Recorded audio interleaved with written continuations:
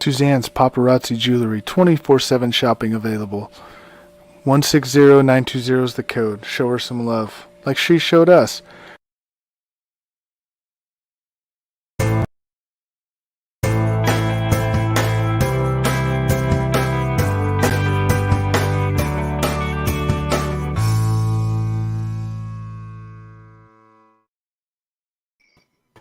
All right, hello, and welcome to Wednesday Night Sports Minute. I am hosting Big B. Joined tonight, my fellow colleague behind the scene, Crispy Bacon. How you doing? Doing good. I mean, Rangers are still imploding, slow down, but other than that, not too bad. Yeah, and kitty corner for me underneath Crispy Bacon, I believe, is Mr. James Gonzalez. How you doing? I'm doing fine. I just got off work, long day, and just interested in what we're going to get into. Yep, and then below myself, the voice of every sports channel probably in California, seems like. Callan, how you doing? Good evening, gents. Good to see you all. How are we doing tonight? Doing good. And Good to hear. Yeah. So first off, just looking at some news stories on ESPN and come across the college football playoff one where there's, I didn't read the whole story. Maybe Callan has or somebody. Sounds like they want to pull out or restructure the playoff system or how it's being viewed. Callan, have you read much on that story? I haven't. And honestly, fellas, I've long said this, and this is even before we've gone down this rabbit hole of all this expansion, is that I just don't think there's going to be a squeaky clean way to rightfully do a postseason for college football. I've long kind of been on this hill that it's very difficult, I think, in a sport like college football with so many schools playing, so many conferences playing, that it's hard, I think, to really figure out how do you make all this work, though. And I know that we've tried the BCS. We have tried a 14 playoff, which, again, seems to lean very heavily towards the SEC and select conferences. And 9 times out of 10, though, other feel-good stories don't make the postseason. Like, for example, BYU, Cincinnati, schools like that who, Central Florida, they've had very great runs, but they just don't get that respect, though, because, the SEC schedule is more impactful than your schedule. It's all these, RPIs and power rankings and stuff like that. So in regards to the, the format of the postseason, again, with what we have seen, though, guys, with the expansion right now of conferences adding in new schools, again, geography has been totally thrown out of the window, thrown out the window. Again, noting USC and UCLA both bolting to the Big Ten in 2 years. Again, Oklahoma and Texas. Again, I just don't know what the proper way to do a college football playoff is going to be, because even if you expand this, guys, to 8 teams, 16 teams, there's going to be that one feel-good story out there, like a Coastal Carolina who says, oh, wait, what about us? We're going to be letting in everybody else in and stuff. So, it's going to be probably an uphill battle. I think once all this realignment does settle, and I'd say 2 to 3 to 4 years, maybe they'll be able to have a bit of a better, clear idea. But I think right now, regardless of what they do, though, fellas, there's going to be that one or, those 1 or 2 feel-good stories that we as sports fans fall in love with, but they won't get their due diligence because, players only, SEC, Big Ten, sorry, thanks but no thanks, go away. James, what do you think? There's no real right way to get this done. And I think Callan mentioned it, a lot of good teams will be left out. And they have been, the last couple of years. You've seen, these teams just rise out of nowhere, have a perfect season, or go 11-1, 10-1, whatever it may be, win their conference championship. Boise State over the years. Boise State. Yeah. And I always rooted for them. When they beat Oklahoma that one time in the Fiesta Bowl, I was so happy on that trick play. But I'm leaning more toward now. I'm guessing a 12-team playoff. I'm guessing that's going to happen in, I think it will be 3 years. It'll get done. The thing is, you're gonna have to do it differently instead of having 10 rulers in Notre Dame. The committee is gonna have to be real different the way it's gonna be done, and there's not gonna be that time off for these. If you're gonna have a 12-team playoff, well, it's gonna just be like the NFL in a way where you're gonna have a lot of playoff games, and with the NFT deals coming in now, you're gonna have to deal with that, where it's just gonna turn into pro football, honestly. And I won't be I won't be shocked at anything that happens. Let's just say that with how many teams will be in the new playoff, and then with all this conference realignment, who knows?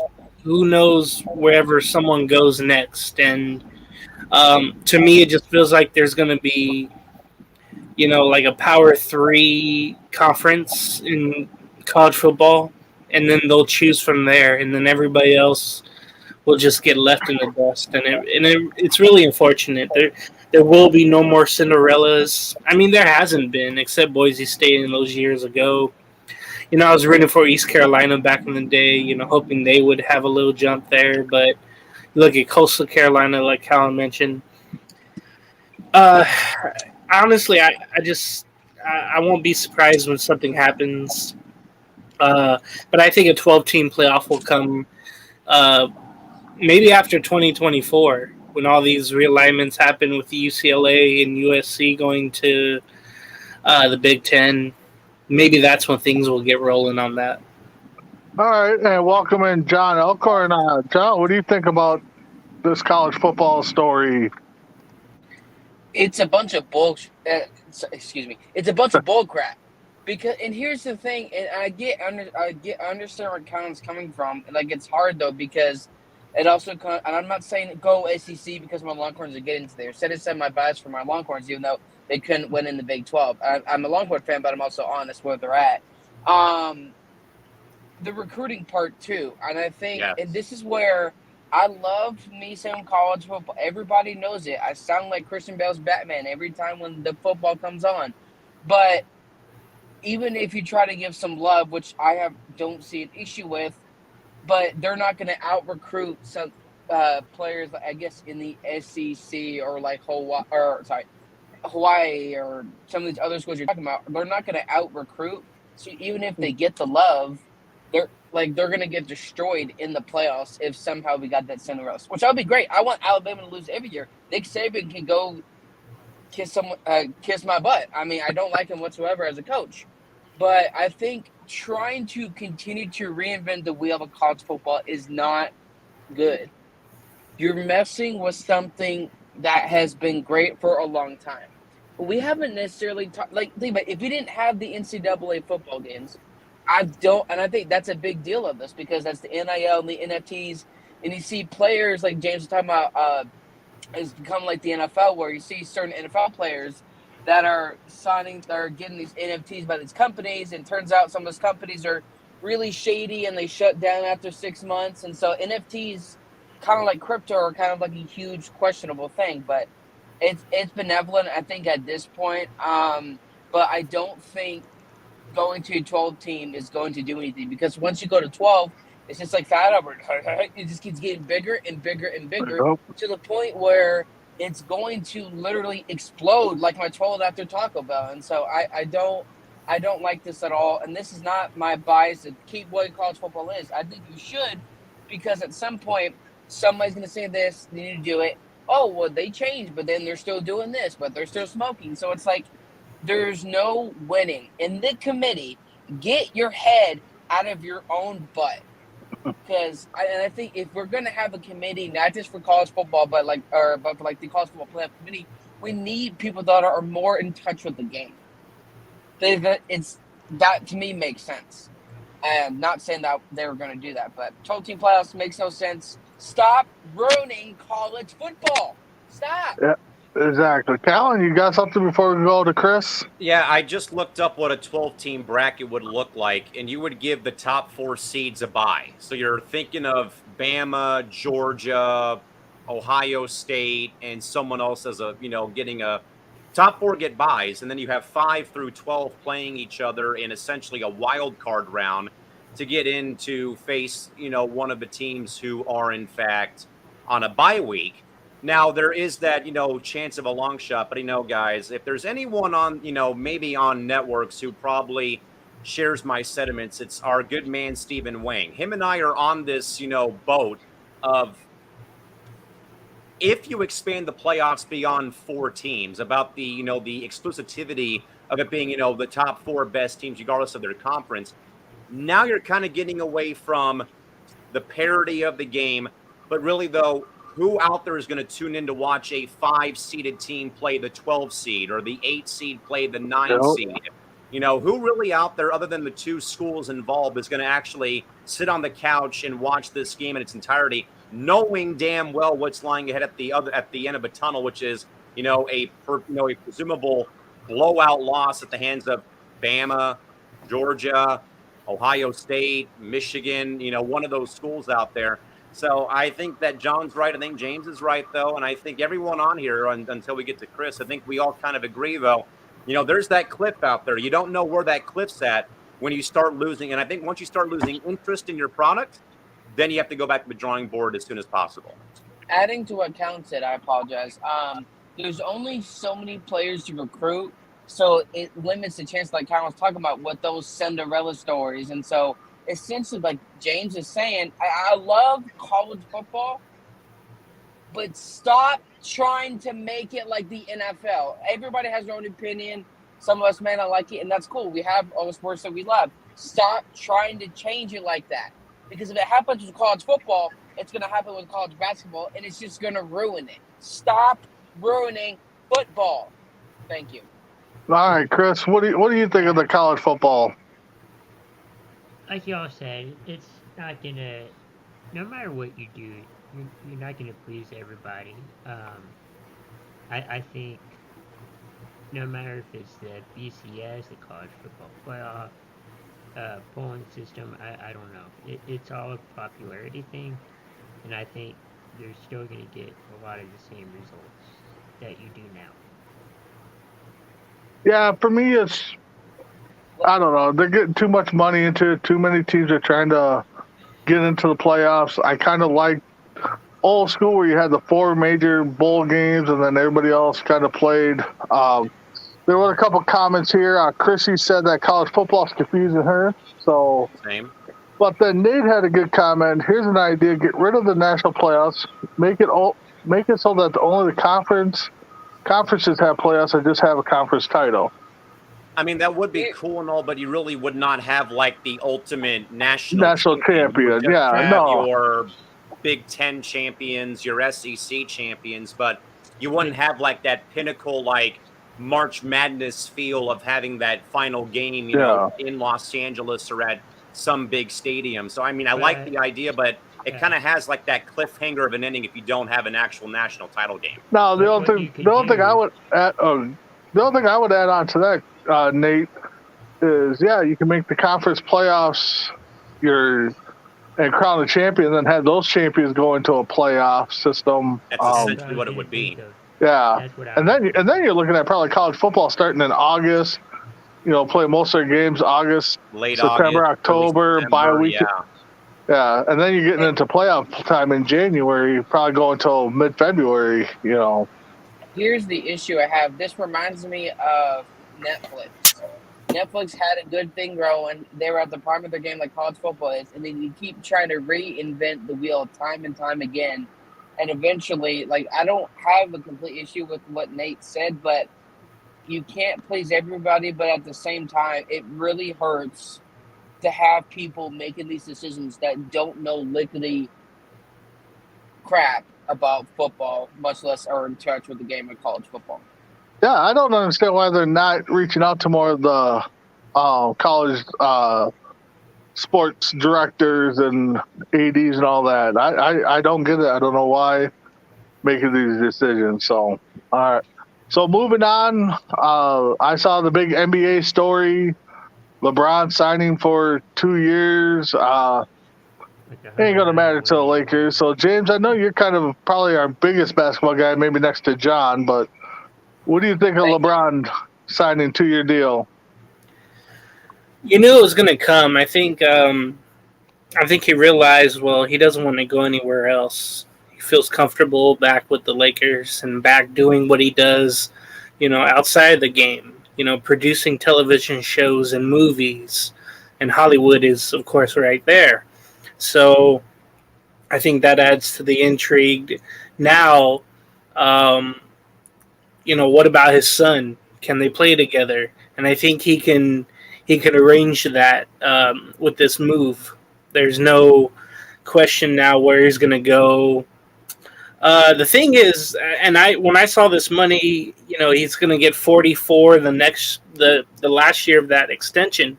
I'm thinking to myself, is there anyone who will be 39 years of age to make that money, to make that amount of money on a contract? Bobby Bonilla? I don't know. Freddie Freeman. No, but this is 44 million, and you're 40 million, and it boggled my mind just to think like how much he's gonna make in the near future here. But the thing about it is, like, I wonder with Anthony Davis, do they still keep him around? Do they try to trade him and make LeBron, just by himself? They try to get younger, but I think this was coming for sure. I didn't think he was going to go back to Cleveland. I didn't think he was going to go anywhere else whatsoever. I just thought he was going to stay with the Lakers and retire. I think he's done enough moving around, honestly. Every time he went somewhere else, it just seemed like a little bit of his legacy went away, in my opinion. Even though he did go back to Cleveland, but he left Cleveland twice. So it was I know. It was just, this is good for him, and it's good for his brand again, the stuff off the court for his ventures. And I wasn't surprised by this move. And even though it's a 1+1 max, I think he'll just stay the whole way. I don't think he'll opt out and go somewhere else. I can't see that. Who knows? John, what do you think? Thank God his clown didn't come back to Cleveland. We didn't want you the second, or maybe we didn't want you to come back a third time. And this is why the Lakers are one of the dumbest organizations in sports right now. And this is what's driving me nuts, is because somehow there are stupid, and I say this very nicely, stupid people. Is LeBron a Laker GOAT? No! We've all at one point in our lives have made an impulse buy, correct? Oh, yeah. Yes. This is what the Lakers essentially did with Anthony Davis after they won the championship. You give him a 5-year deal, and then you give LeBron another 2-year deal. You're clearly not trying to get younger. You're clearly the Kardashians of the NBA, because Russell Westbrook fired his agent. Now he's with another club, blah, blah, bunch of bullshards. It's not surprising. It's not shocking. It's great for LeBron, but at the same time, he didn't have to go back to play with the Lakers or stay in LA. It was just an added bonus. But for the Lakers, like, seriously, as much as I love this Trolls Isaiah, even though he's not a real Lakers fan, what is the point? You're not going to win a championship next year. I get trying to win right now. Their championship window was 1 year. Yeah. And they got it. Outside of that 1 year, LeBron's done, the whole team's done nothing. You shoot a guy who shoots bricks, and no, I'm not talking about Ben Simmons. It's not a surprise, but the Lakers, they're a dysfunctional franchise right now, and honestly, it's hilarious to watch. All right, Callan, what do you think? I think us three on the top row here are not much basketball guys, but we do watch it. So, what do you think? I mean, I'm not surprised, and kind of in a way going to what James said about, the money that LeBron's making. This move reminds me a lot of when Kobe signed that final 2-year, $45 million, $48 million deal before he retired, because, his body was really at the end of the road, in 2015, 2016, kind of when the Laker implosion began after the experiments, with Dwight and Nash and Powell and Kobe in 2012, 2013. and how that team did not gel very well. And you had Kobe and Dwight going at each other. Mike D'Antoni gets fired in the middle of the season, and then Byron Scott comes in and he doesn't do any better. So this kind of reminds me a little bit of like those late to post Kobe run 2015, 16, 14, 15 with LeBron re-signing. But again, who out there would have had the money to get this, to get him in the first place? And, and I know that people, bag on LeBron and stuff. They bag on athletes all the time, though. But, for a guy, though, who has gotten so much flack, good ways, bad ways, and different, for him being the only guy or the only player that I know of, at least, to go and win a title with 3 different franchises in the same league, winning in Cleveland, winning in Miami, and winning in Los Angeles, that's pretty, amazing just thinking about that. Yeah. But also the longevity, though, that I think that we've seen from him with how he takes care of his body away from the floor, though, again, with, the massage therapists and, the chefs he has and all the money poured into it, reminds me a lot of Tom Brady, how he invested a lot in make sure he had the right doctors and the right, masseuses and the right people around him to keep him straight away from it. And, seeing that, though, and again, logging all those miles, though, of playing deep into postseasons, with the Cavs and with Miami. And then, of course, the year with the Lakers again in 2020. But, that's good and all.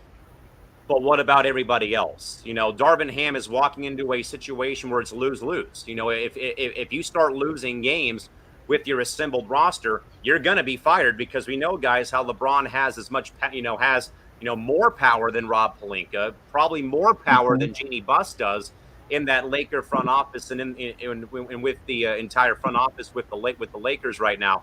So, that's, it's not a surprise, though. Again, I don't think he would have left, though, as James said. Again, he has all of the, the endorsements. He has all of the, off the court ventures again, which I think, may play a bit of a role in Kevin Durant going somewhere else. Again, I jokingly, or, actually not joking, but I said that he would go to Philadelphia because he has business ventures with MLS in Philadelphia, along with, working in New Jersey, with stuff away from the floor, though. And I think that guys, nowadays, perhaps take that into consideration. Again, like I said, I know that James Harden's playing in Philly right now, but he still has obligations away from the basketball court on the soccer field in Houston, where, again, he spent his whole career.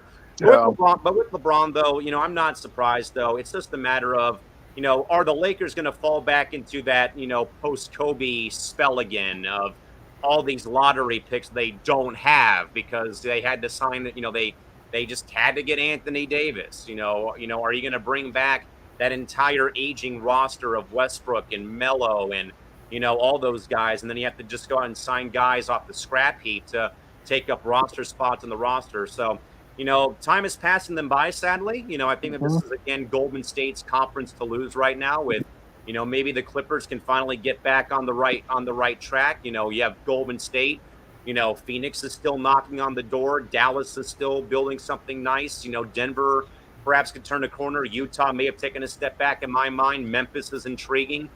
So there's better ball clubs right now, including that team moving to Intuit Dome in Inglewood in a couple of years, who are right now, in my mind, a hell of a lot better than the LeBron-led Lakers right now, even with this contract in place. All right, Chris, how about you? What do you think, LeBron re-signing? No, I think we all knew that he would sign it at some point. His son's trying to, play alongside with his dad, and I think he, LeBron's saying he wants him to join him in L.A., but I think that if his son went to another team, I can see LeBron jumping ship. Yeah, I think, it's a 2-year deal, but it's a 1-on-1 like Callan or James said. So I think if Bronny doesn't get drafted, he'll be a Laker. If he gets drafted, LeBron will opt out and go to that team that Bronny signed with. So, but it's hard to turn down that type of money. No matter who it is. I know none of us would turn it down, so, so. Show me the money. Yeah, exactly, Callan. So let's move into a little bit of Little League Baseball, because there was a story I wanted to get to, and I'm glad Callan's on now. I think it was last week or the week before. I don't recall the two teams, but I did catch the highlight where the pitcher beamed the kid in the head. went to first base, and the pitcher himself was very emotional about it, and you could tell the guy that got hit was telling him he's okay and stuff like that. And then finally, a couple minutes, he went up there, hugged him. The team came out, kind of consult, got him back under control. So, Callan, I know you do a lot of voice work for a little league around there, so that's got to be one of the best things to see in baseball. So what do you think about that story?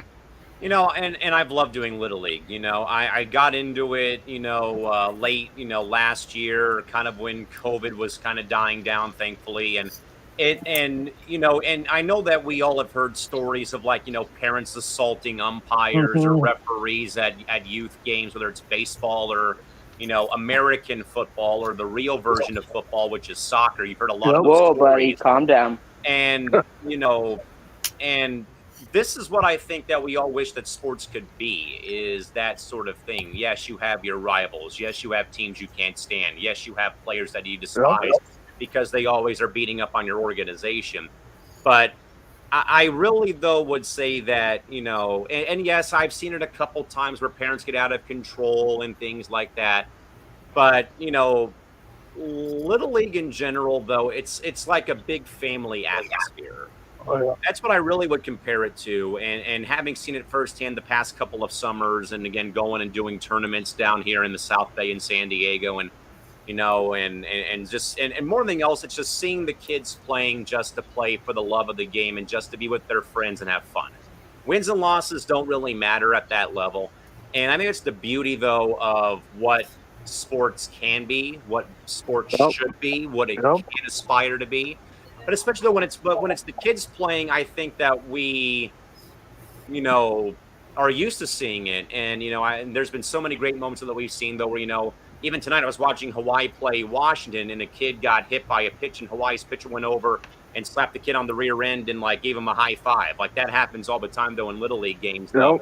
And seeing that, though, and seeing it go viral, though, for the right reasons, not because it was he pimped a homer and flipped off the pitcher, or grabbed his nuts running around third base, or some of the stuff that we've seen happen, in sports after a big dunk is made, or a big rejection in basketball, or whatever they call it in football when you tackle the guy throwing the ball, or whatever it's called, and how that they react, though. But seeing how the kids react, though, in that type of moment, though, that's what I think Little League is built on, is, sportsmanship, respect, for the other team, for the, and all that sort of stuff. So, that's the beauty of it, man. And I absolutely love this time of the year, because if you're a baseball fan, yeah, sorry, James, the Angels may be not doing so hot right now. Yeah, the Padres have their issues. But then you have Little League going on right now. You have, Little League softball was going on. This is almost like the best part of the year, though, is when you have Little League games going on all day. Then you have the pros. So it's got the College World Series going on too, or College World Series was going on in March, and stuff like that. And the draft rolls around by the All-Star break and things like that. And, that's just what I think what Little League is built on, though, is those types of moments, though, that go viral for the right reasons, not the wrong reasons. Yeah, so joining us now is Mess Around. We're just talking about the Little League pitcher that beaned the kid a week or so ago, and then the guy that got beaned, he shared a moment with him on the mound, told him he was okay. What do you think about that if you saw that moment? That's awesome. You don't see that a whole lot where they go out and they, I didn't mean to do it, I'm sorry, kind of thing. So it does seem like that somebody taught those kids well. Yeah, absolutely. All right, James, what do you take from it? When you first said Little League, incident or whatnot, I was thinking of the time that the umpire didn't make a call, and then he says fair ball. The running comes home, and that manager, Callan was talking about, sportsmanship and all that. The manager, the team, of course, was devastated. But the losing manager, he didn't go all crazy over the umpires or anything like that. And you never see that unless you're watching a Little League Baseball World Series. Bingo. And that was just an amazing thing, because I know for me, if I'm going home where it was unfair, and I know life is unfair, but I would feel a certain way, but I would also, know where I am and restrain myself. A lot of Yeah. things we see, Pee Wee football and parents going crazy. We saw that. Mm-hmm. And, but Little League World Series, there's always something. And I know there's times where MLB players get hit and the little things that the pitcher say, "Oh, I didn't mean to. Are you okay?" And the batter says, "Oh yeah, I'm good. I'm good." Yeah. And those little things, they're taught in Little League does come up with them. Sometimes though, the egos get a hold of it, the money get a hold of people, All and the you don't damn see time. what matters. And it's just unfortunate. But in this case, you look for these things in Little League. Even in the biggest games, the emotions come out because they're innocent. Yep. They don't have the big contracts yet or the big scholarships or anything like that. It's so much fun to watch. The joy on kids, the manners they'll have, the innocence again of that Yes. pitcher, knowing that they hit someone and they didn't mean to harm nobody, not even a fly. And yeah, that was a great moment to see the batter coming over after the pitcher was so devastated. Yeah, that was awesome. James or John, what do you think? I agree with Cal and everybody because I think y'all know how competitive I get, and this is why I say like even with certain sports or anything, like at the end of the day, it's just a game, and these are kids. These are kids that probably pick Yep. their nose and scratch their butt. It's nothing serious. It's all good and fun. I've been to my cousin's softball game. She's in high school. I tell them, I was like, hey, look, I'll just support. And seeing Right. how some of these parents get aggressive, and they literally have a sign there at some of the places where they play. Mind you, these are not professional athletes. Yes. There are Yes. no what do you There's call no them? scholarships being given out. There's no scouts Exactly. here. Watch the game and They're be quiet. volunteers. I don't know about Little League baseball, but for Nope, the they high have school- those same exact signs. Yep. Okay, well then yeah, it's just a game. It's a kid, and I thought that was great though because nothing wrong being competitive or being in the NFL and dancing in front of a guy when he sacked him. But in the kids' game, it's all good and fun. There's no kid NFT. There's none of this crazy stuff. And so if they still ask their mom to wipe their butt, it's nothing serious at the end of the day. It's just a fun game to watch. Chris, how about That's you? That's just it too. These kids, they don't know where that ball's going. They're like, oh crap, it's strike, cool. And then they hit the guy like, oh, I didn't even know where it's gonna go. I'm sorry, their control's not developed. So Yep. So, Yeah. Chris, what do you think? What did you think of the video when you saw it? No, it's good that the kid. Chris, you gotta move close to your mic, bud. I'm having a hard time hearing you. No, it's good that the kid comfort him, but yeah, it's just all in fun. Yeah, they want to win, and it's for basically the love of the game. They'll get better as time goes if they want to still continue playing baseball, make it to pros or whatever. But it's just to have fun. Yeah. So James brought up a good point, and I was going to kind of touch on it. When did Little League start using instant replay? Callan, do you know?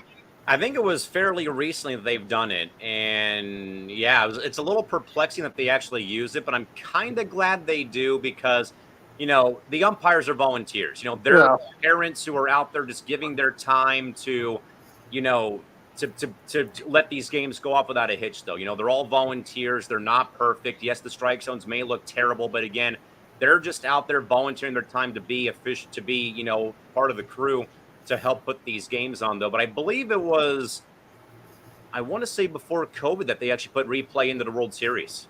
Oh, wow. Okay. Yeah, when I saw that, I'm just like, really? They have replay? And You know what they should do? They need to have instant replay for the parents, and the parents say, "No, I didn't say this or do this. Nope, you're out. Gotta go." yeah.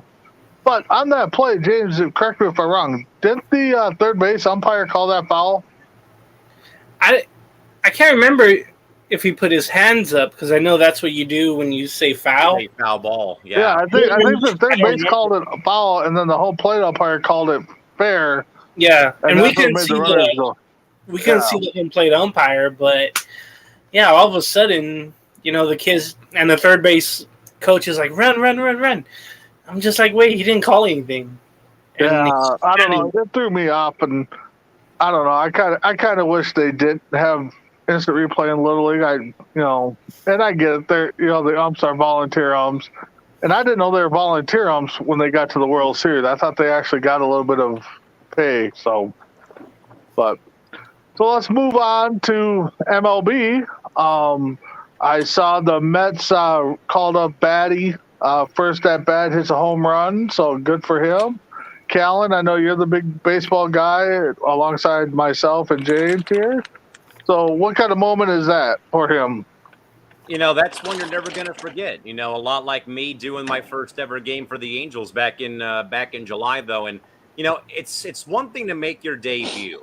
It's another thing, though, to homer in your first at bat of your major league career like that. Like, how do you not encapsulate that any better than your first ever game and you go yard? Yeah, exactly. James, how about you? What did you think? What do you think of that moment there? Well, having the parents there is definitely special. There's one quote that he had. He said, "I'm here for a reason. I'll let it show," and he promptly did.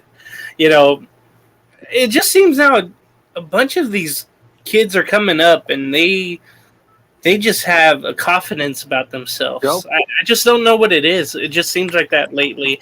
He did finish 1 for 4. He did well in the outfield, but I was reading he's a number 2 prospect for the Mets, and he's going to be a big addition. If they bring him on to the postseason roster, we'll see if the bright lights in the big city doesn't get to him. But it's all good for now. New York, though, is a tough town, and if he's talking that way right away, he better back it up when the spotlight's on him. Yeah, exactly. John, I know you're kind of newer to the baseball scene, but give us your perspective on getting that one hit, being that major league home run. I think there was another story of a guy. I don't know if it was Detroit, whatever, but he was in the minors for 10 years. Oh, I saw guy this from the the other day. Rockies, 11 years in the Thank minor you. leagues until he made his debut. 11 years, and he called his mom and said, "Mom, I made it." That I think is what sports is all about. We can easily talk about the number 2 guy that had drug issues and he balled out in the league, but guys that literally are biting their nails, climbing up Mount Everest just to get one shot. I mean, it's like that one guy that spent 10 years in the G League for the Lakers and then got that one shot as he was like 35, 36 years old. Yep. So it's something special, and I hope he gets signed, but we'll see what happens. Yeah. Chris, how about you? What do you think of the big moment there? No, it's special. I mean, your first touchdown, home run, first start of any sport. It's special, and that's something he won't forget as long as he lives. All right, Messer, how about you? I think it's awesome anytime a guy goes yard in his first plate appearance. I mean, you can't beat that. I mean, that's like pitcher being the first time facing the batter, striking the guy out. So, it's huge. Messer, you make a good point. You never hear that. You never hear of major league pitcher making his debut and, fanning the first guy he faces. Kind of made a good point there, Messer. I have those once in a while. Yeah, you do. Under the blue moon. Yeah, for me, I mean, great moment to come up, like Callan said or James said, right in front of your family. Your parents are there. You smack it out there. Hopefully, he didn't have to break the bank to get that ball back, because I know that meant a lot to him, and I know some fans will get kind of greedy, and so hopefully when it happens on the road, though, too, and especially when it's happening when it happens in Atlanta. Yeah, Mm-hmm. That's true. They are in Atlanta, so yeah, so. Just quick moving on to Callan's team, the Padres. I know we kind of, mentioned it behind the scenes, and Callan kind of shook his head. But Callan, your Padres, what's going on with Tatis? And you're in that area, so what's the reaction by everybody around there? Man, disappointment, sadness, and a lot of pent-up frustration. With what has transpired, not just within the last week, but over this whole season, fellas, with Fernando Tatis Jr. again suspended 80 games last Friday by the commissioner's office for a positive steroid test taken while he was rehabbing in AA San Antonio. Kind of a weird ordeal for the fact that he was supposed to be back with the club as early as tomorrow night on Thursday back at home against Washington. As the Padres would kick off a 6-game homestand against the Nationals and the Guardians. But it's been, I've been, keeping tabs on this, obviously when I've had time, as I've gotten myself back to work for my college announcing seasons. But the pulse of the fan base here, fellas, has gone from, being shocked and stunned to, sad and depressed to pure frustration. And to, more in my mind, I lean more towards the disappointment, or more disappointed in Fernando than anything else, because this has been a very big domino effect and sadly a sidebar circus that this Padre ball club does not need to have happen at this stage of the season, coming off of a lousy road trip. They took 2 out of 3 from Washington. They lose 2 out of 3 to the Miami Marlins this week to close out that 6-game road trip. And it's more of a thing where I'm more disappointed than I am wanting to crucify him, as it has come by a lot of the fans. Oh. Rightfully so, though, to their credit, over the past, weekend or so. But it's more of just like disappointment. Like, you would think, though, that you would learn from prior mistakes. Yeah. I think back to March with the motorcycle accident. His dad says it's nothing major, just bumps and bruises and scrapes. Then the week of spring training starting in mid-March, while the lockout was going on, oh, by the way, I broke my wrist on in another accident, because there was one accident where it was nothing major, but he goes on and does it again for a second time. Then he injures his wrist. We don't know about that, So it all kind of started from there, and then he's out until roughly this time of the year, though. And then Friday, the news comes out where he's suspended for the rest of the season and part of next year, depending on how deep, if the Padres get to the postseason this year, because he's going to miss about 32 more games in 2023, and he should be back sometime, if it all goes according to plan, in May of next year. But guys, this has just been another ongoing fiasco that the Padres absolutely do not have to have happen right now, and yet it is, though, because now we've had Senior voicing his thoughts on Dominican radio. We've had his mom try to cover up for him now on Instagram about, it wasn't for ringworm, it was from a haircut he had gotten because the stuff wasn't sterile, and just in a way, though, guys. And I wrote this in, actually, to 2 really good friends of mine who work at one of our local stations, Jim Russell and John Schaefer. I literally wrote in to them saying that Fernando Tatis Sr. makes LeVar Ball look like a much better father for how this has transpired. Because Jim Russell said it right, guys.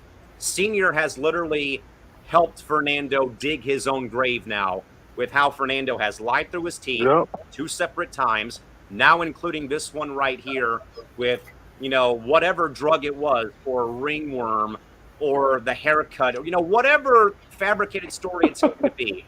But for me, I'm more disappointed, a lot like what you heard probably from Mike Clevenger and Joe Musgrove and Manny Machado and Will Myers and Bob Melvin after they won that game on Friday.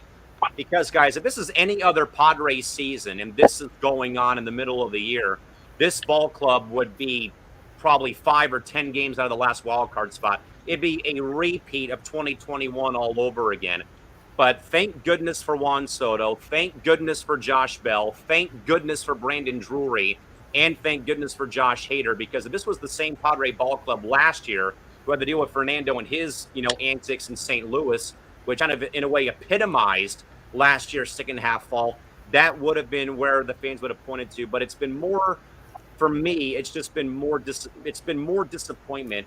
And I'm glad, though, that the players are out there holding him accountable for his second screw-up this year and not trying to sugarcoat things and sweep it underneath the rug with this whole thing. And I think, though, guys, that out of all the comments I read, Jonathan Papelbon and Pedro Martinez, the one guy that I think I was very stunned to even said anything, though, was Alex Rodriguez on the K-Rod broadcast on Sunday Night Baseball, where he said, I would hope to God that players of the current day generation would learn from my utter stupidity. And for a guy, guys, who we blackballed All of us baseball fans blackballed Alex Yeah. Rodriguez.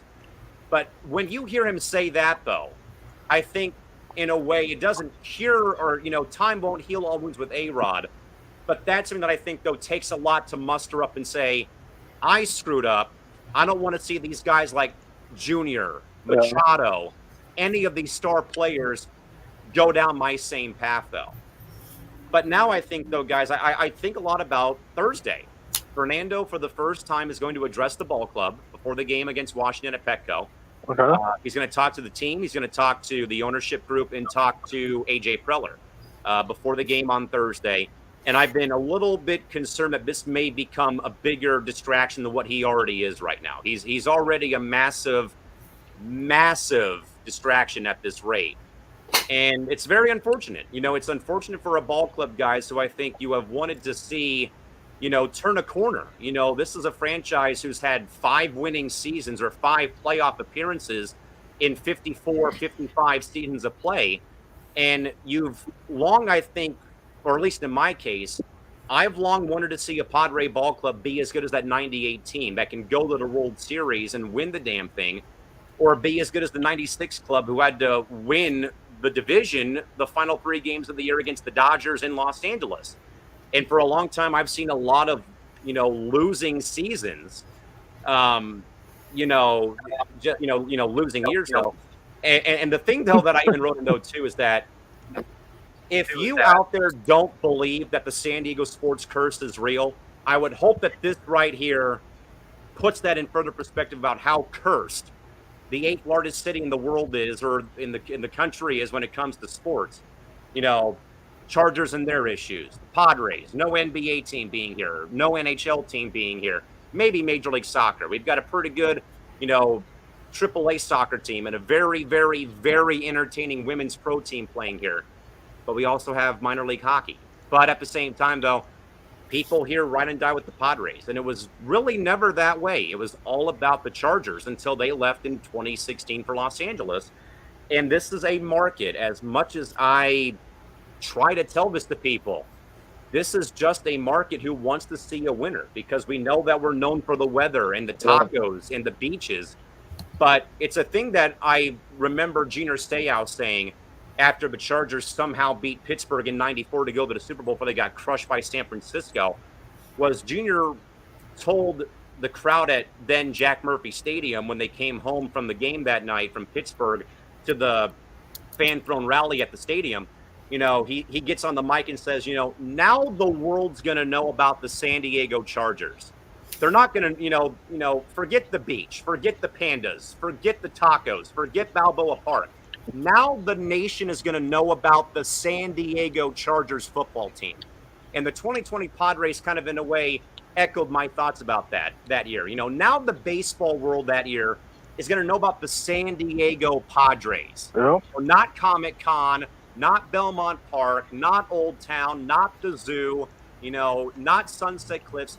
Baseball is going to know about the San Diego Padres. And yes, Fernando was a big part of that at this rate. And, it's more of a letdown. Obviously, it's a letdown for me, but it's a letdown for you guys on the panel who love baseball, because I think whether you love the Padres or not, you have loved watching this kid play because of the energy that he brings, the enthusiasm. He plays the game almost like a little leaguer, almost in a way. But now, though, everything he does now, fellas, is going to be overshadowed by what transpired this year. The bike accidents, but because of this test, steroids. And actually, guys, Mark Ziegler of the local newspaper here actually wrote a good, story about the fact that, there's a high percentage, though, of Dominican-born players who test positive a lot for PEDs. Now, again, you can buy whatever story you want to buy about, the ringworm for the wrist or the haircut or stuff. But at least, though, what I had seen, though, is that it did not look like, though, this may be an off-base comparison, but Fernando, at least from what I had seen in his time playing with the Missions in AA, he didn't look any bigger. It wasn't like Barry Bonds or Clemens or McGuire, especially Barry, because I remember Barry a lot, though, when he was with San Francisco, maybe more than McGuire. Yeah, I mean, his head was huge, and all that sort of stuff, though. But again, you can buy whatever story you want. You can believe whoever you want, though, because again, a lot of times, guys, I think we all know well, those player statements are just made to save face. Yep.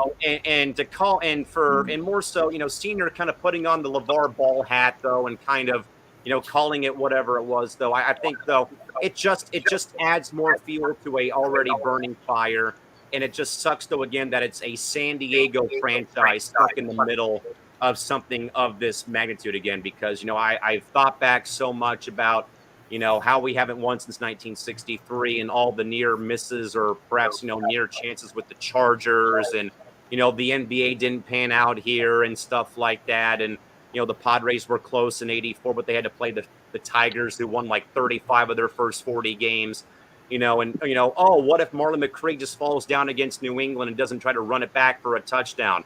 Oh, what if Nate Kading doesn't turn into Gary Anderson and misses 3 field goals against the Jets in that round when they're like 13-3? What happens if the Chargers don't play San Francisco in 1994? What would have happened if the Padres didn't have to play the Yankees in 98? What if strike 3 was called on Tino Martinez? And if anyone out there does not believe in the San Diego sports curse, this damn well better make you think it's actually alive and well now, despite how great the Padres have played, though. But I thoroughly, though, guys, side though with Fernando's teammates, because Clevenger said it, Joe Musgrove, my former teammate, said it, Machado said it, Will Myers said it, Bob Melvin said it. It's like, listen, folks, we've won all year without him. Why are we making a big deal of it now because he's suspended for the remainder of the season? Have you not seen what we've done in the past 4 or 5 months? Did you not see what we did at the deadline for the first time in years?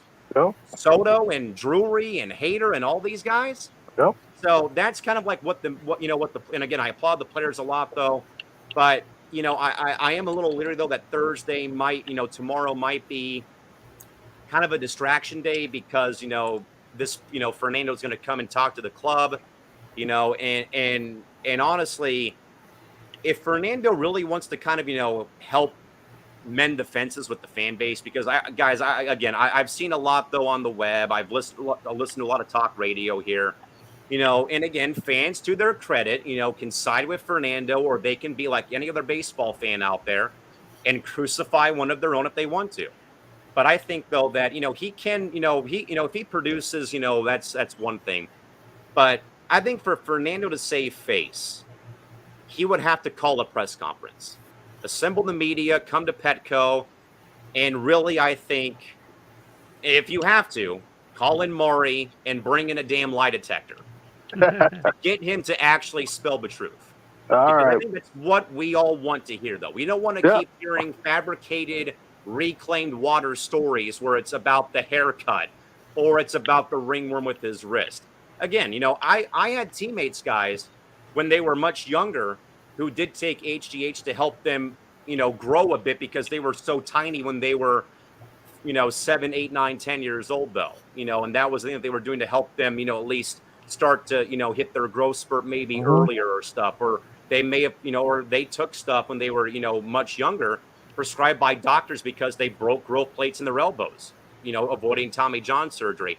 But that's what I think, though, could be the only lifesaver that Fernando can throw to himself, is that mom and dad need to be quiet and he has to take full responsibility. Now, maybe this starts that relationship rebuilding with him, calling a meeting with the ball club, talking to his teammates and the coaching staff, and then talking to Mr. Seidler and the ownership group and AJ Preller, because I know that AJ had some thoughts, though, too, about it as well. Because, again, this is a $335 million investment for the next 12 years in San Diego. And he's only played like less than half of the games that he's played in because of injury. And I would also hope, though, that when, in fact, this happens, that the Padres tell him, now go get your shoulder done, no exceptions. Because that's the other nagging thing I was also worried about, though, when he first came back from the wrist, though, is, okay, now I'm back to being worried about the shoulder because of how he swings one-handed a lot, though. And me being a one-hand swinger, I can agree, though, about how much torque and stress that puts on the shoulder, the upper elbow and the front part and the back part of the shoulder. That's what also worries me a little bit when he does, in fact, hopefully come back sometime soon. But again, this is something that, the Padres didn't need to have happen. But you know what? I think to Nando's credit, though, he took the discipline. He took the 80 games. He said, I'm going to own up to it. But I think just like a saving grace for him, though, Thursday starts the healing process.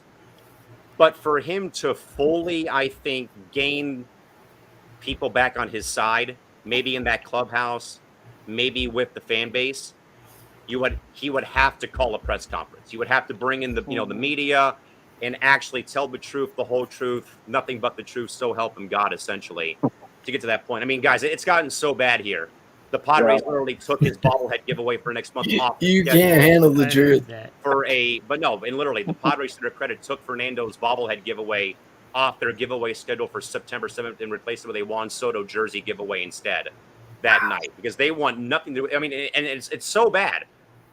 They didn't even mention his name when they said that the player bobblehead giveaway was being taken off the schedule. They said the player bobblehead schedule for the state is no longer on the schedule. Your tickets are still good, though. But it's like the ball club doesn't even have your back right now. Yeah. That's how far apart the Padres and Fernando Tatis Jr. are. And again, mom and dad aren't helping matters at hand right now. He's certainly not helping his hand right now either. But, hopefully Thursday can be a day where things begin to reconcile, hopefully. Again, calling that meeting with the ownership and the GM and the along with, his teammates. I'm sure that his teammates will give him a pretty good little wire brushing, ass chewing, hopefully for good reasons. But I think, guys, we know damn well, though. I think, guys, we saw this, though, with any player, though, caught in this limelight, though. Damn well those guys in that locker room have his back. They were just, I think, out of the moment, in the heat of the moment on Friday, ticked off, pissed, frustrated, and it boiled over after they won that game, though. But for me, though, I'm more disappointed. That doesn't mean that I'm going to, like, all of a sudden burn his jersey or break his bobblehead or throw away his trading card, as some fans probably already have because they're so ticked off about it here locally. But yes, will things that he does when he comes back be overshadowed because people will question it? Yes. Does this become a thing where he's more vilified by, for example, Dodger fans, Giants fans? Yeah. And I kind of like it, because when's the last time, guys, up until 2020, that you saw the Padres as a villain in baseball until they got Machado and did all this stuff recently? That's something that also I think, though, that a lot of people don't really take into consideration. This kind of like chip on your shoulder confidence. Guys, I've not seen this since 1998, where there was a ball club who would go out there and play competently and, again, dust off the shoulders and say, yeah, we're the San Diego Padres. Yeah, we suck in franchise history, but we're going to come out here and grind every day and compete. That's what Machado said after the game on Friday and stuff. But again, I know that people want to, take Clevenger's remarks and Joe's remarks and Machado's and all those guys' remarks and pull them out of context.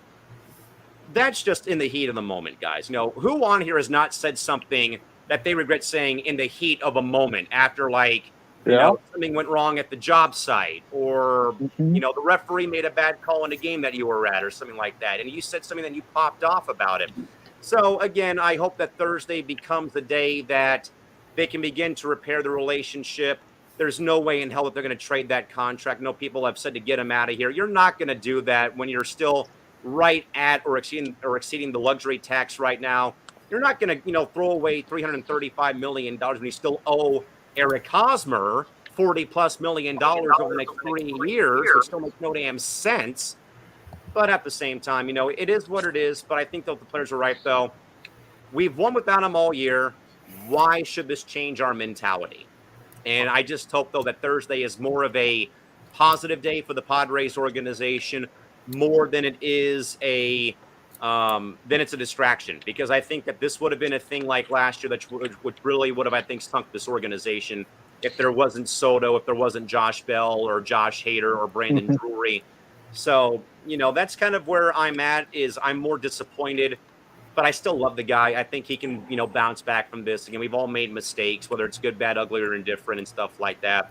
This does not take away him being the face of the game just because of steroids. I know that we said the same thing about Alex Rodriguez, but, yes, he may have lost some fans. Yes, he'll lose some endorsements with Dairy Queen, and I blame them, actually, because all 4 of the guys that they had in their commercials are all hurt or they're not hitting the ball right now. With Bellinger and Harper and Anderson, and then Nando. But this though should not diminish him, because like I tried to tell some folks though too. Fernando Tatis Jr. did not go out there and pull a Deshaun Watson or a Ray Rice or any of that other stuff that we've heard, though. It just happened to be, another dumb mistake on his part, though, but it was not something overly egregious as domestic violence, sexual assault, or being sued by 26 women about being massage therapists. Yeah. All right, Colin. So, James, what do you think, quick? And yes, guys, it looks like we're going to give you guys a little bit of extra Sportsminute right now. So, James? In the back of my mind, as Tatis was doing what he was doing, last year and a couple years ago, I said, man, I hope he does it the right way. And I hope he never gets into any situations. I hope he stays straight. He's going to have some bumps and bruises, with the way that he played, reckless abandonment. That comes with youth. There's no doubt about that. In the back of my mind, I always knew, honestly, this is the God honest truth. I always knew maybe he was going to get popped one day with this. That it was probably going to come sooner or later, one day down the road. And too good to be true. Yeah. Just because of his father. Yes. I always factored that in. I said, well, the apple might not far. The apple may fall not far from the tree. Yeah. And it happened, and I was just like, damn it, I'm right, but I wish I was wrong. All the things Colin said, among other things.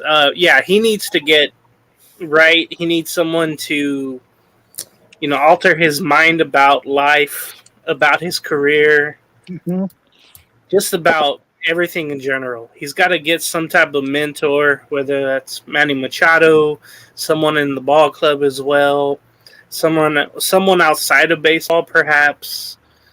But right now he's got to heal all the wounds. He's got to just be honest and be truthful with everyone, and that's what it comes down to. And Callan mentioned tomorrow.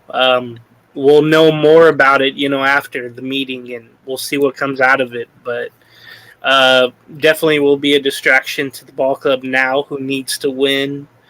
And for the upcoming years, you got to have him on the team, and he won't be there, was it until June of next year? Right now it's 32 games into next season, I think.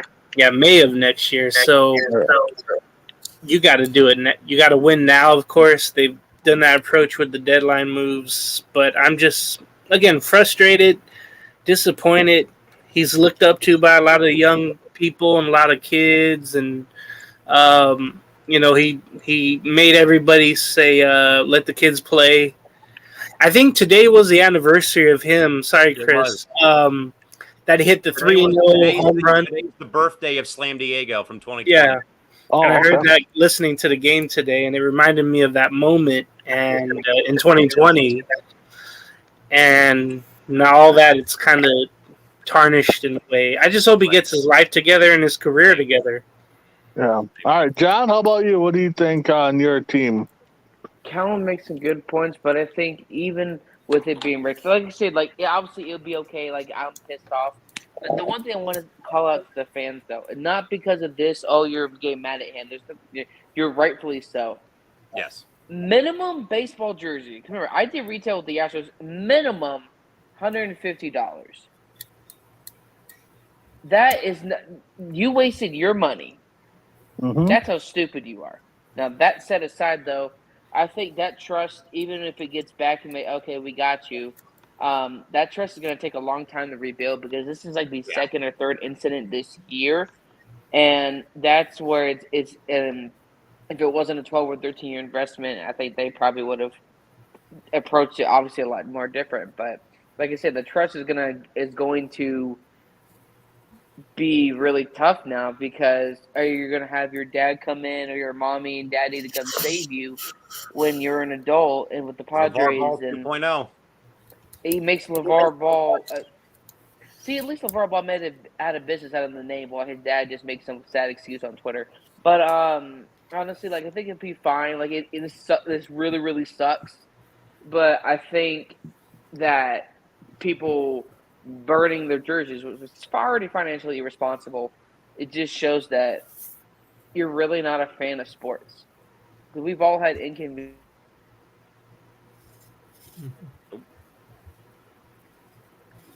We lose John there, or I think we did.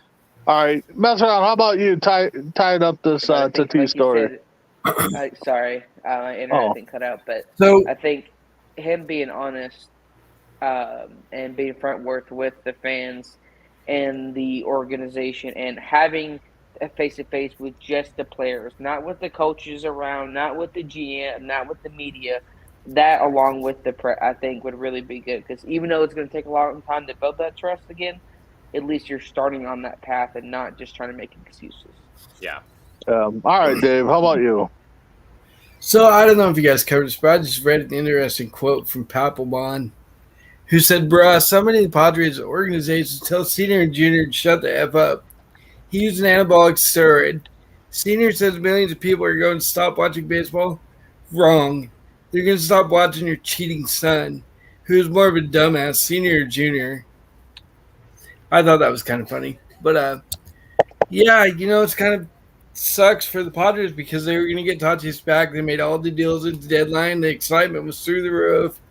And then you come out with that bombshell that he's going to be spinning it out the rest of the year. So, just total downer for Padres and their fans in general. Yeah, Chris. I know we covered this yesterday, but Yeah. give us a little bit of your thoughts. I mean, he shouldn't have done what he did. He could have looked at the medication list of what's in it. I don't know, but he's gonna have to clean up his image some way or another. Maybe he can use this time to do that. Maybe get healthy. Yeah, it's bad at what he did, but he can kind of turn this into a positive, I guess. I don't know. Yeah, for me, I just, I know the fans are getting on him, calling him a cheater. I still don't know what he cheated on because he hasn't played a professional game yet this year. And if this is his first offense, he only got the 80 games, he cheated in 4 AA games. So There you go. I'm with Callan. I think he does need to make a media appearance with the media and start building that way. And maybe tomorrow is the start of that. But before we go, guys, I got 2 things. One, I want to get to Ismail's comment here. He wants to know where's Callan's is more disappointed in, Isaiah and his sport takes or Tatis? Both. Honestly, it would be both. And both. Yeah. And then the last thing I got, guys, before we came on, I was flipping through Facebook. Callan, I kind of know where you're going to go with this one. The post was pick 4 players. It was Bo Jackson, Jose Canseco, Kirby Puckett, and Tony Gwynn. So I'm going to leave Callan out of this. I'm going to be out of it for right now. James, out of those 4, who are you picking? It just said pick one, so I don't know if it means start a franchise or what. So You said Bo, Canseco, Gwynn, and Puckett. Puckett. Yeah. I'd have to say Gwynn, honestly. Get All on right. base, do all the other things. Yep. All right. John, What was the question? I'm sorry. on Facebook, I saw somebody posted pick one, and they had Jose Canseco, Tony Gwynn, Bo Jackson, and Kirby Puckett. One of them was Bo Jackson? Yeah. I'm just going to go with the one I know because I'm still trying to learn baseball. All right, Bo Jackson. All right. All right, Chris. Tony Gwynn. All right, mess around. Man, that's really tough. I mean, throw out Canseco because somebody's going to pick him. But Bo Jackson and Tony Gwynn, it's kind of a Bo Jackson did everything in the outfield. He's a great defensive center fielder. He can hit for power. He's fast. He can run. Tony Gwynn, man, the guy never struck out, hardly ever. So, having said that, I'm going Tony Gwynn. All right, Callan. figure I know where you're going to go, but give us your answer. I would have loved to have seen Bo play. I mean, that's one person. You know, I say it a lot. If I had a time machine and there's like arrows I'd go back to, it's when Bo played baseball and when Bill Russell, God bless his soul, when he played for the Celtics, and seeing them winning those 11 titles, which seemed like it was every year against the Lakers. But I got to go 5.5 and Mr. 394. I got to go Tony Gwynn. Yeah, even though my favorite player is up in that conversation, and I actually like Bo too. You know, I gotta go Tony Gwynn because, you know, like Marcel said, the guy seemed like he never struck out. And I know we've thrown up the stat there too. He could have went 0 for his last, I think it's like 1,000+ at bats, and he still would have batted over. He still would be hitting over 300. He'd still be hitting over 300 exactly. So, with that being said, guys, you know, Isaiah chimes in. As far as Tatis concerned, hope it turns around his life. Yeah, just kind of like we said. And Kellen, Isaiah did say Padres in the World Series, so there goes another you butthole. The curse, the San Diego sports curse lives on for its 54th year. All right. So let's get into last topic, quick one. Just go around and talk about our NFL teams. Kellen, I know your Chargers move, so we'll leave you for last. James, what can we expect from your Raiders, I want to say? Yeah, Raiders. Yeah. Well, right now, the offensive line is in shambles, and there's going to be some moves that need to be made to protect Derek Carr, to give him time to throw, to run properly. The defense, it's a definite question mark. You bring in Chandler Jones, you rock Sin, but the young guys have to do better in the secondary. You still have Denzel Perryman, one of the leaders on the defense. I'm just hoping the defense does so much better. You know, I think I mentioned it before. It all depends on how the Raiders can win games easier. And what I mean by that, instead of winning by field goals or by small margins, try to win games by at least 6 or 7 or more and make it easier.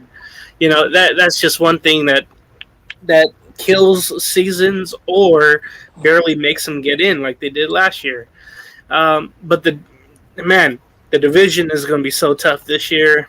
Mm-hmm. The schedule is always hard, but I'm just hoping for a playoff, not only a playoff berth victory, but damn it, go all the way for once. This team has, you know, moved, alienated a lot of people, moving away from Oakland, moving somewhere new, spotlights on them. Well, it's time to shine. You get Devontae Adams. Go for Madden. Now. The time to win is now, and right now the main concern going into their third preseason game is the offensive line and how that's going to shape up. Okay. John, you and sporting the Browns or the Broncos this year? Oh, don't. Bengals. Bengals. That's what it is. I know it was one of those teams. Because the Browns already have a hard time. Chicago, I am telling you, we have the money, we have the draft picks. Give us Roquan Smith.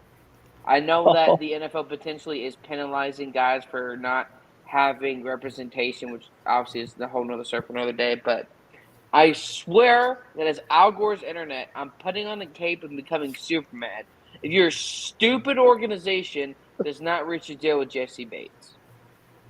All right, he's not obligated, so if you freaking don't, Mike Brown will coming up there and I'm taking your job. All right, Chris, speak up a little bit because I haven't been able to hear you much, but Cowboys, I mean, we know you guys think it's always your year, but... Always, yeah. But penalties, we need to get those out of the way and maybe some better time management, and don't think you're going to run the ball with 3 seconds to go and then time out. No. All right. Mess around? How about your Bears with the new regime and everybody? I thought he was going to say start Danucci. Yeah. Danucci for Danucci MVP. Not just my Bears, Callan's Bears too. So. Oh yeah, Callan, yeah, Bears, yeah. I don't know. It all starts up front with the Bears with their line. You know, we got a new offensive coordinator, new offense going in. And the Roquan situation kind of pissed me off. They need to get that settled. Keep him a Bear. Don't trade that guy because he's a tackling machine. They got a lot of new weapons on offense. They don't know if they're proving because these are guys that were like third, fourth on their roster behind guys that were more proven than them, like Pringle and St. Brown. Then you got Velvis Jones, a rookie. The defense went from a 3-4 back to a 4-3, so we'll see how that works out for them. So I think it's going to be a long year. I hope we win more than 6 games, but I don't know. Not seeing it. All right, Callan. Dave, I put the over-under at 4. Ooh. Wow. Ooh. It's going to be a rough, long year. Outside of Mooney, Justin Fields is good, but my goodness, the offensive line is going to be terrible this year. It's a long year. Simple as that. And I won't be watching, so there you go. So over-under 4. Yeah. For me, the Vikings, new regime, just like the Bears. I think we're going to start off pretty decent. I think they're going to falter at the end and probably miss the playoffs by this much. But I think we're going to have a good football year all around, you know. And if Isaiah is still watching, no, we're not going to get Trevor Lawrence versus Wilson in the division playoff game to meet Trey Lance in the finals in the Super Bowl. Not going to happen. But if you want to bet on it, I think us 6 guys can come up with some money, and we'll bet you on that. So, but yeah, It's like James always says, it's cap. Yeah, it's a cap. Exactly. He is a captain, so it works out. He's always lying. All right, guys. So violation. Yeah, yeah. He should be taking his sportsman's card away. So, all right. So we gave everybody a little 17 minutes extra. Callan, final thoughts for the night. Yeah, I'm glad to be able to hop on at kind of the last minute, and good to see you all again tonight. And it was a very productive program. Look forward to doing it again sometime in the future. Any word on when you guys are going to be coming back on with shows? Soon, I've yet to talk to Master Alcorn. I right now have nothing to do with it, sadly. All right, John. Let's move to you then. I have a show Wait, what day is it? Because I've been working. Today, it's now August 18th over in your neck of the woods. Okay, so it's Thursday. So not this Thursday, but the next Thursday, I'll have Dean on the cover of the 2022 season, and then of course do a tribute to John Madden because this will be the first NFL season with him not being here. Well done. So that will definitely be good. But yeah, we got some programming coming. We will let you know. Callan's schedule is going to be crazy. So when we do have the Marvel dudes or Across the Galaxy or vice versa, Callan would be on Across the Galaxy when he can, and Trevor can be in to substitute for Callan, even though Trevor is a Sith Lord, so we'll see what happens from there. But it'll be good. We got people. And real quick though, too, about Across the Galaxy, our Star Wars podcast. John and I were talking. We are going to be having a local sports radio figure who's actually a humongous Star Wars geek, Jim Russell from 1360 here in San Diego. Join us on Across the Galaxy in the future. I'm actually going to the park on Friday. For Star Wars Galaxy's Edge on Friday with a couple of friends of mine, so I'll be able to get some footage and all that good stuff. But we promise you, folks, we're coming back. We're just trying to get over a couple more hurdles. We've been saying that for a while, but now that we have football coming, though, plenty of football content is coming your way. We can promise you that at least for the upcoming season. And it's been really crazy. Sorry, this last thing. No, go ahead. I can't say, I'm going to say yet, but schedule is for me is going to be a lot more busier come October. So we'll kind of adjust it, folks, and I think we got a few people joining, but just please be patient. We're not quitting, unlike the A's before the season starts. Exactly. All right, James, what's going on with you? Final thoughts. Well, not in a while, but I usually do the pregame shows for Halos in the Infield for Angels baseball, even though nobody's really watching Angels baseball. Or but playing. if you want some good Angels content, check out HalosInTheInfield.com. Right now, just working my ass off. That's it. And just happy to be here whenever I can on Sportsminute. Thank you. It was good to see everyone here tonight. Great to have you. Chris, how about you? What's going on with C2C? Yeah, I think we're having OVW tomorrow, and then also Creeping It Real. We got a wrestling show, Between the Ropes, and a bunch of other great shows coming. Morning Tailgate, I think, is this weekend too. We had our premiere this past week, so football season's in full swing. OVW, OVW, OVW. All right, mess around. Why don't you break some breaking news for Between the Ropes? I know you've been waiting on. Yeah, we got a special guest interview. The guy that faced Omos, one of the two guys that faced Omos not last Monday, the Monday before. He's going to be on Between the Ropes. We're going to talk about his experience and what it was like to be in the ring with Omos and his career and whatnot. Also, I got lunchtime with Mess Around coming back around. We can start that back up once football season starts. So Followed by nap time with Mess Around. Yeah, no, not nap time. Lunchtime. Yeah. No, just keep checking out C2C. We definitely got some things in the works. Tuesday Night Mania, we are rebranding, bringing it back on Wednesdays with a different name.